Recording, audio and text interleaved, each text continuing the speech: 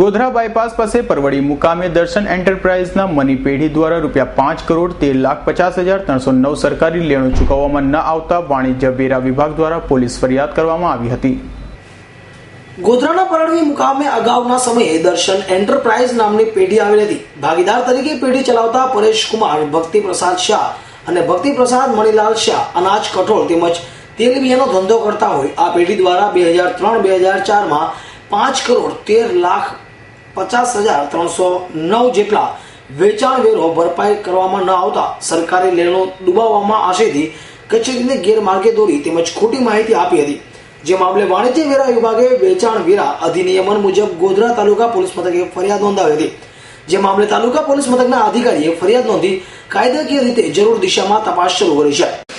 ગોધરાના પરવડી ખાતે દર્શન એન્ટરપ્રાઇઝ નામે પેઢી આવેલ હતી, જેનો વર્ષ 2003-4 અને 2004-5નું વાણિજ્યિક વેરાની વડી કચેરી દ્વારા આકારણી કરતા ₹5,13,50,309ની વસૂલાત બાકી કાઢી હતી। જે વસૂલાત અંગેની તમામ કાર્યવાહી અત્રેની કચેરી દ્વારા કરવામાં આવેલ હતી। છતાં ઉપરોક્ત લેણાની રકમ ન ભરતા આસિસ્ટન્ટ કમિશનર શ્રી નવલસિંહ બામણિયા તથા કોમર્શિયલ ટેક્સ ઓફિસર કાશ્મીરાબેન પાઠકની સૂચના અને માર્ગદર્શન હેઠળ ગોધરા તાલુકા પોલીસ મથકે ઉપરોક્ત બાકી લેણા અંગેની ફરિયાદ વેચાણ વેરા કાયદા હેઠળ નોંધવામાં આવી છે। આગળની કાર્યવાહી ચાલુ છે।